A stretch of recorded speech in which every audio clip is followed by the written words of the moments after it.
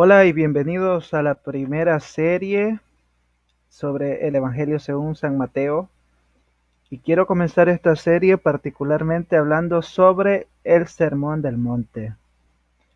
Un sermón conocido por muchos de nosotros, que ha sido de mucha edificación, que ha sido de mucho desafío también para nuestra vida cristiana. Espero que esta breve serie nos pueda servir, nos motive a conocer más a nuestro Señor Jesús y a vivir cada día como cristianos, como hijos del Señor. Que Dios les bendiga a cada uno de ustedes. Bienvenidos a esta pequeña serie del Evangelio según San Mateo, específicamente sobre el Sermón del Monte. Bien, este video será breve, será corto, porque abordaremos esencialmente los aspectos generales sobre la lectura que estaremos haciendo en los próximos días. Bien, mucho se ha escrito acerca del Sermón del Monte. Mucho hemos oído sobre él. Y tal vez pocas veces nos hemos detenido a considerar qué es lo que la Escritura nos enseña en este sermón. Si bien es cierto, lo que más conocemos sobre este sermón son las bienaventuranzas. Para nosotros las bienaventuranzas se vuelven uno de los temas más frecuentes a la hora de citar el Evangelio según San Mateo. No obstante, el Sermón del Monte es mucho más amplio, pero eso lo iremos viendo con el tiempo. Por ahora, quiero introducirnos, que nos alleguemos, que nos encontremos con este Evangelio escrito por Mateo. El Sermón del Monte es un discurso expuesto por nuestro Señor Jesucristo. Al menos así lo registra Mateo en su Evangelio.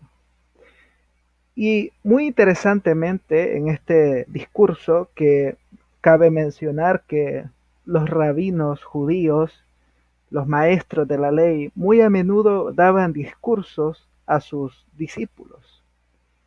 Jesús, muy allegado a la tradición judía, pues también da su discurso a sus discípulos. Incluso los filósofos griegos muchas veces daban sus discursos a sus alumnos en materia de las escuelas filosóficas, ya sean estoicas, epicúreas o cualquiera que correspondiese a la línea que ellos seguían. En cuanto a este sermón, es importante notar que Jesús aborda aquí asuntos teológicos y éticos propiamente. Y como lo mencioné al principio, es posible que lo que más conocemos sobre este discurso de Jesús son las bienaventuranzas. Pero hay mucho más que iremos viendo a medida avancemos en nuestra lectura. Y muy interesantemente, lo que encontramos en estos capítulos son aspectos muy prácticos de nuestra fe cristiana, aspectos prácticos fundamentados en un conocimiento ortodoxo de las Escrituras, con una perspectiva del reino de Dios. Porque es muy interesante notar que el reino de Dios, el reino de los cielos, es un tema recurrente o un tema clave dentro del Evangelio de Mateo. Por lo tanto, este sermón no pasa desapercibido dentro de este aspecto o dentro de esta categoría de Mateo. Escribe Craig Keener, quien es un estudioso que ha escrito comentarios sobre el libro de los Hechos e incluso sobre Gálatas, ha escrito un comentario bastante denso. Escribe Craig Keener, hablando sobre el Sermón del Monte, que Mateo ahora recopila las enseñanzas de Jesús que explican cómo debe vivir una persona arrepentida y lista para el gobierno de Dios. Solo aquellos que se someten al reino de Dios ahora están verdaderamente preparados para el momento en que Él juzgará al mundo y reinará allí sin ser desafiado.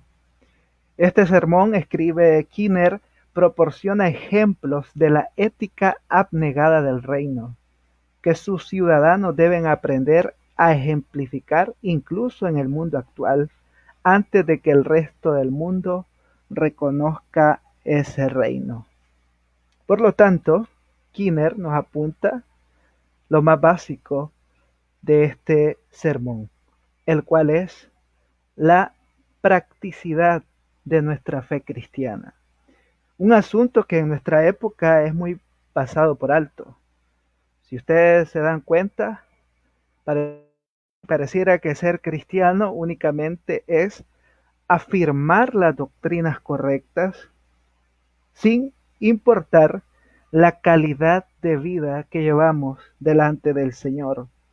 Como si que la vida cristiana se tratase de una vida gnóstica donde el conocimiento es lo central de todo. Cuando Jesús verdaderamente nos ha enseñado que nuestra santificación no solamente tiene que ver con la mente, nuestro discipulado no solo tiene que ver con saber sobre Él, sino que nuestra manera de vivir para Jesús es una manera holística, integral, que involucra todas las partes de nuestro ser. Por lo tanto, en el Sermón del Monte, como bien señala el doctor Kinner, nosotros encontraremos asuntos prácticos. Desde el capítulo 5 hasta el capítulo 7, nos hallaremos ante diferentes directrices, ejemplos, contrastes y otros recursos literarios que nos ayudan a entender cómo vivir. ¿Cómo deberían vivir aquellos que confiesan a Jesucristo como Señor? Pero no son solo directrices retenerlas en nuestra mente, sino que deberían convertirse en características de aquellos que viven en el reino de Dios. Por lo tanto, notemos la relevancia que este sermón tiene para nosotros. Comenzaremos esta serie tratando de enmarcar el sermón del monte dentro de sus contextos. Advierto desde ya que este acercamiento no se hará de manera amplificada. No pretendo aquí hacer una exposición del Evangelio según San Mateo, ya que no responde al propósito o al proyecto que yo tengo en mente. No obstante, nos van a servir estas consideraciones como marco de referencia para entender mejor lo que el autor está transmitiendo a través del registro de este discurso de Jesucristo. Por lo tanto, para hablar del Sermón del Monte, hay que considerar algunas preguntas. ¿Por qué Mateo escribe este Evangelio? ¿A quiénes iba dirigido originalmente? ¿Qué importancia posee este sermón dentro del mismo Evangelio, según Mateo? Para luego, finalmente, en el siguiente video, consideraremos la estructura del sermón y el cuándo y cómo es impartido por el Señor. Muy bien, entonces vayamos a la primera parte de esta introducción. Mateo. Muchos damos por hecho de que ha sido Mateo el que ha escrito el Evangelio según Mateo. No obstante, durante la época medieval, durante lo que se conoce como el surgimiento de la crítica literaria o de la crítica textual o la crítica de las fuentes, muchos eruditos o académicos cristianos y no cristianos, historiadores, se han cuestionado si realmente es Mateo el autor de este evangelio. Nosotros damos por sentado que es Él porque así aparecen Biblias. No obstante, ha existido debates, escritos, investigaciones, propuestas de quién ha sido el autor o de quiénes finalmente han sido los autores de este evangelio. Curiosamente, el evangelio según Mateo es de los evangelios sinópticos, es el que más se lee, posiblemente porque es el que encontramos al abrir nuestros Nuevos Testamentos. El Testamento encuentra evangelio según Mateo. Y también porque Mateo posee una característica muy interesante y es que nos ofrece una perspectiva cronológica y estructurada sobre la vida y el ministerio de Jesucristo. Por lo tanto, el lector cuando se acerca a Mateo no se pierde en el hilo de la historia. Es más, Mateo nos da un trasfondo de la vida de Jesucristo. Por lo tanto, es un evangelio que nosotros comprendemos de mejor manera, a diferencia de Marcos, quien parece dar saltos en su estructura. Es interesante notar que el autor de este evangelio no nombra su autor. En ningún lugar ustedes encuentran dentro del evangelio de Mateo que se refiera a sí mismo como yo Mateo, o que haga una referencia que nosotros podamos deducir que es Mateo quien está escribiendo. A diferencia de Lucas, nosotros sabemos que Lucas evidentemente escribe su evangelio e incluso escribe el libro de los Hechos.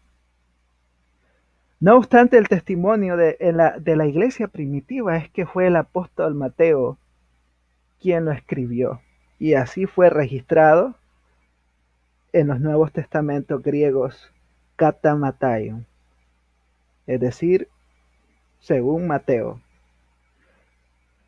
Y como les mencioné, aunque ya con la crítica literaria, con este movimiento que surge especialmente en el siglo XVIII-XVII, surgen algunas voces sugiriendo que posiblemente la referencia a Mateo como autor del Evangelio es un seudónimo. Es decir, que alguien más escribió este libro o este Evangelio y le atribuyeron el nombre de Mateo. Pudo ser, proponen algunos autores, que efectivamente fue Mateo quien comenzó a escribir este evangelio, pero no logró completarlo y por lo tanto hubieron otros autores que intervinieron. Escribe Frank Gaebelin que hay razones sólidas que apoyan la atribución unánime de este libro por parte de la iglesia primitiva al apóstol Mateo. Y en una inspección más de cerca las objeciones no parecen sustanciales, aunque la autoría de Mateo sigue siendo la posición más defendible. Por lo tanto, habrán dos vertientes, los que afirman que no ha sido Mateo el autor, y por otro lado tenemos a los que afirman que sí ha sido efectivamente Mateo quien escribe este evangelio. A favor de ellos, de esta última opción, tenemos el testimonio de muchos padres de la iglesia, quienes, al referirse a este evangelio, nombraban a Mateo como autor. Por la tradición de la iglesia primitiva, podemos decir que es Mateo quien escribe este evangelio. Ahora, quiero hacer un paréntesis acá. Podríamos mencionar las objeciones a este postulado. No obstante, por cuestiones de tiempo y porque al final creo que compete a una área más académica, no haré mención de esto, salvo lo que cité previamente, dando a entender que los la postura conservadora académica es de que Mateo es el escritor o el autor de este evangelio. Ahora, en cuanto a la fecha y lugar de escritura de este evangelio, también existen diferentes opiniones al respecto, las cuales también no pretendo abordar por materia de tiempo. Pero quiero mencionar que muchos de las fuentes que yo consulté, muchos eruditos, muchos estudiosos, ubican la escritura de este evangelio entre el año 60 y 100 después de Cristo. Pareciera que la mayoría de autores o investigadores se ubican en ese lapso de tiempo. Incluso algunos proponen el año 57 o 75, en fin. No hay una consonancia, una convergencia entre las fechas propuestas. Leon Morris, en el comentario de Mateo de este evangelio, escribe: de todo está claro que hay poca evidencia sólida para determinar la fecha de este evangelio. La mayoría de los estudiosos modernos lo fechan en algún lugar del periodo comprendido entre los años 70 y los 90. Pero hay buenas razones, escribe Morris, para verlo como antes del año 70 después de Cristo. E incluso quizás a finales de los 50 o principios de los 60. Difícilmente podemos ser más precisos. Como ven, no hay un consenso en cuanto a la fecha de escritura de este evangelio escrito por Mateo. Pero investigando un poco encontré este gráfico propuesto por la Biblia de Estudio de estándar de la English Standard Version, publicada por, ya les digo por quién fue publicada esta Biblia. Bueno, se me fue el dato aquí, pero aquí lo tengo, permítanme. Es la ESV, la Biblia de Estudio English Standard Version. La Biblia de Estudio nos propone este gráfico en el cual pueden ver ustedes, está en inglés, pero pueden ver ustedes como una línea de tiempo, donde comienza con el nacimiento de Juan el Bautista en el año 6 antes de Cristo. Luego pareciera que aquí hay una incoherencia, porque dice que Jesús nace en Belén, en el año 5 antes de Cristo. No obstante, se utiliza esto como un marco de referencia, por eso las fechas no son tan precisas como quisiéramos. Luego se nos dice que Jesús pues se va hacia Egipto y regresa a Nazaret en el año 4 de nuestra era o después de Cristo, o en el año 4 durante la vida del ministerio de Jesús. Y luego en el año 8 nos encontramos a Jesús de 12 años hablando con los maestros en el templo. En el año, cerca del año 8 al año 30 aproximadamente, Jesús se propone que labora con su padre como carpintero en Nazaret. Recuerden que esos años son los años de silencio, donde no sabemos nada sobre la vida de Jesús, excepto lo que algunos evangelios apócrifos proponen, pero que realmente no nos sirven de mucho. Luego en el año 28-29, Juan el Bautista comienza su ministerio. Seguido de esto, entre el año 28 y 30, Jesús también comienza su ministerio y Mateo se vuelve un discípulo. En el año 33 o 30, esto pues está sujeto a investigación, Jesús es crucificado y resucita. Y luego aquí esta Biblia de Estudio propone que